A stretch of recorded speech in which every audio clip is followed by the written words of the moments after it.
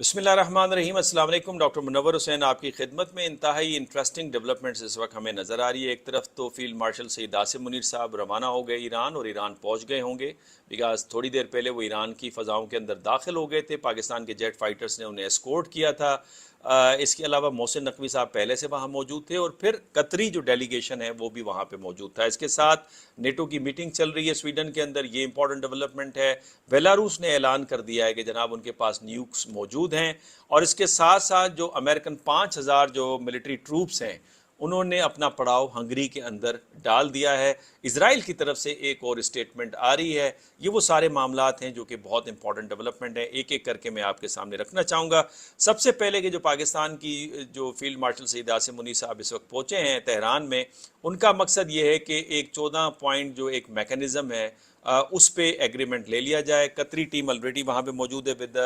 Confidence and with the support of the United States of America, اور جمعے کے دن یعنی آج وہ وہاں پہ پہنچے تھے تاکہ ایک فائنل میکانزم اینڈ ڈرافٹ کے اوپر کچھ نہ کچھ ایگریمنٹ لیا جائے۔ سعودیز بھی ایرانیوں کو ریکویسٹ کر رہے ہیں کہ یہ اپرچونٹی ہے اس کو سیز کریں۔ چائنا سے بھی کہا جا رہا ہے کہ آپ ایران کو سمجھائیں کہ اس اپرچونٹی کو ضائع مت کریں، اور فرینکلی اسپیکنگ امریکہ کے پاس بھی کوئی وائبل آپشن زیادہ نہیں ہے۔ انہوں نے وار کو استعمال کر کے دیکھ لیا ہے، اور اس میں ان کو نقصانات کا سامنا، کریڈیبلٹی جو ہے وہ انہوں نے لوز کی ہے، اور مزید جو اکانومی اچھا پرفارم نہیں کری because of the blockade of state of Hormuz, اور یہ وار جو ہے اس میں بہت زیادہ ان کو نقصان برداشت کرنے پڑے۔ 4% انفلیشن میں اضافہ ہوا ہے۔ آج میں دیکھ رہا تھا کہ یونائٹڈ کنگڈم میں جو ہاؤس بلڈرز ہیں ان کو بھی تقریباً 8 بلین پاؤنڈ کا نقصان ہوا ہے بیکاز آف دس وار۔ سعودی عرب نے جو ویژن 2030 کا پلان تھا اسے سسپینڈ کر دیا ہے، اور اس پہ جتنی بھی کنسلٹنسی تھی انہیں مؤخر کر دیا ہے، اور پہلے والی کنسلٹنسیز کو جو پیمنٹ ہے وہ جون تک اسے بھی ڈیلے کر دیا گیا ہے۔ تو معاملات کچھ اچھے رخ میں نہیں جا رہے تھے، اور لہٰذا جو بلاکیڈ کا جو آپشن تھا پریزیڈنٹ ٹرمپ کا وہ بھی بڑا کاسٹلی پڑ رہا ہے بیکاز 50,000 کی فورس وتھ لاجسٹکس 10,000 مائل پہ رکھنا، اسے مینٹین کرنا کوئی آسان کام نہیں ہے، اور ایرانی ٹچ سے مس نہیں ہو رہے تھے۔ تو لہٰذا یہ فیصلہ ہوا ہے کہ جو نیگوسیشن کا پروسیس ہے اسے اسپیڈ اپ کیا جائے تاکہ اس دلدل سے باہر نکلا جائے۔ اسرائیل کو یہ بات البتہ پسند نہیں ہے، اور اسرائیل نے پہلے بھی ایک بیان دیا، اور اس بیان کے مطابق انہوں نے کہا کہ جناب پاکستان ایران نے ایک سیکرٹ ڈیل کی ہے، جو پاکستانی فارن ڈیٹ ہے اس کو ایران ڈیل کرے گا اپنے تیل کے ساتھ، اور پاکستان ایران کے لیے ایک فیوربل ڈیل جو ہے امریکہ سے دلائے گا۔ اسی طرح کی ایک جھوٹی خبر انہوں نے اور چلا دی آج، اور انہوں نے کہا کہ جناب بات یہ ہے کہ ایران تیاری کر رہا ہے، اس کے پاس ایک پلان موجود ہے کہ وہ اچانک حملہ کرے گا GCC ممالک پر ڈرون کے ذریعے سے۔ اب یہ جو خبریں ہیں اس پروسیس کو ڈی ریل کرنے کے مترادف ہیں۔ وی انڈرسٹینڈ کہ نیتن یاہو کی جو پولیٹیکل جو پوزیشن ہے اسرائیل میں وہ بہت ویک نظر آ رہی ہے۔ نفتالی بینٹ جو اپوزیشن لیڈر ہے وہ 40% ان کی جو پاپولیرٹی ہے اس میں اضافہ ہوا ہے۔ الیکشنز جو ہے وہ وقت سے پہلے ہونے کا اندیشہ ظاہر کیا جا رہا ہے، اور عوام ڈیمانڈ کر رہی ہے کہ نیتن یاہو کو نکالا جائے۔ نیتن یاہو اگر پاور سے جاتا ہے تو جیل کے اندر جائے گا، سلاخوں کے پیچھے جائے گا، تو وہ جنگ اسے چاہیے، اور اسی وجہ سے وہ لبنان پہ لگاتار حملے کر رہا ہے۔ کل بھی اس نے ایک ہاسپٹل کے اوپر حملہ کیا، 4,000 اب تک لبنانیوں کو شہید کیا ہے۔ اب یہ جو فریم ورک ہے اس میں جو چیدہ پوائنٹس ہیں وہ میں آپ کے سامنے رکھنا چاہتا ہوں۔ جناب یہ جو پروپوزڈ فریم ورک ہے فار 30 ڈے نیگوشیٹڈ پیریڈ کے لیے، اس میں یہ کہ ایک تو ڈکلیریشن ہوگی فارمل کہ جنگ ختم ہو چکی ہے، بیکاز آئل کی پرائسز کو کنٹرول کرنا ہے، اسٹاک مارکیٹس گر رہی ہیں خود امریکہ کے اندر، اسے بھی کنٹرول کرنا ہے۔ دوسرا پوائنٹ یہ کہ ایران جو ہے وہ اپنا کنٹرول ایز کرے گا اسٹیٹ آف ہرمز پہ۔ اب ایران نے جو رجیم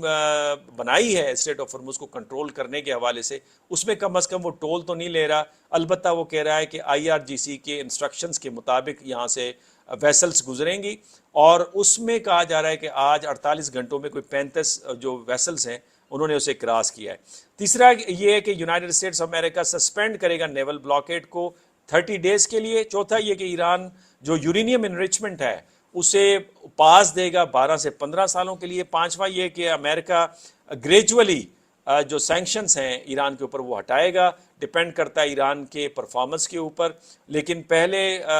مرحلے کے اندر 34% جو سینکشنز ہیں وہ ہٹائی جائیں گی، اور اس کے علاوہ امریکہ ریلیز کرے گا بلینس آف ڈالرز جو ایران کے فروزن ایسٹس ہیں اور فنڈز ہیں انہیں، اور دونوں سائڈ جو ہیں وہ شپنگ ریسٹرکشن جو ہیں اسٹیٹ آف ہرمز میں اسے ریموو کریں گی۔ 8واں پوائنٹ یہ کہ IAEA کی انسپیکشن ہوگی اور وہ تصویریں لے گا۔ یہ میں سمجھتا ہوں کہ ایران نہیں قبول کرے گا، بیکاز پہلے بھی IAEA نے جو خبریں ہیں وہ دی تھیں اور وہ ایک قسم کا سرویلنس کر کے وہ رپورٹ اسرائیل تک پہنچاتے ہیں اور اس کے بہت سارے ثبوت بھی شامل ہیں۔ نواں پوائنٹ یہ کہ ایران جو ہے وہ ٹرانسفر کرے گا کچھ پورشن انرچ یورینیم کا امریکہ کو نہیں، کسی بھی ملک کو۔ اس پہ ایران کا ضد ہے کہ وہ یورینیم کو باہر نہیں کرے گا، بیکاز ان کا کہنا ہے کہ پہلے بھی 4000 کلو گرام JCPOA کے تحت انہوں نے دے دیا تھا۔ عمان کی بات چیت میں وہ یورینیم کو دینا چاہتے تھے، پھر بھی جنگ مسلط ہوئی، اور اس دفعہ جو 400 کلو گرام یورینیم ہے وہی تو بارگننگ چپ ہے۔ وہ اگر اس مرحلے پہ وہ دے دیں گے تو وہ دوبارہ نیگوشیٹ کرنے کے قابل نہیں رہیں گے، ان کی پوزیشن کمپرومائز ہوگی۔ تو وہ کہتے ہیں کہ اسے ہم یہاں پہ تلف کر سکتے ہیں لیکن آپ کو ہینڈ اوور نہیں کریں گے۔ نواں پوائنٹ یہ کہ ایران جو ہے 10واں پوائنٹ 30 دنوں کے لیے جو window of detailed follow up ہے وہ نیگوسیشنز کا ہوں گے، اور وہ جو نیگوسیشنز ہوں گے اس کا وینیو یا تو اسلام آباد ہوگا یا جنیوا ہوگا۔ اور 12واں یہ کہ نیوکلیر ریسٹرکشنز جو ہیں وہ بھی فائنلائز ہوں گے اسٹیج 2 کے اندر، ابھی نہیں۔ اور پھر 13واں یہ کہ سینکشنز ریلیف جو ہے وہ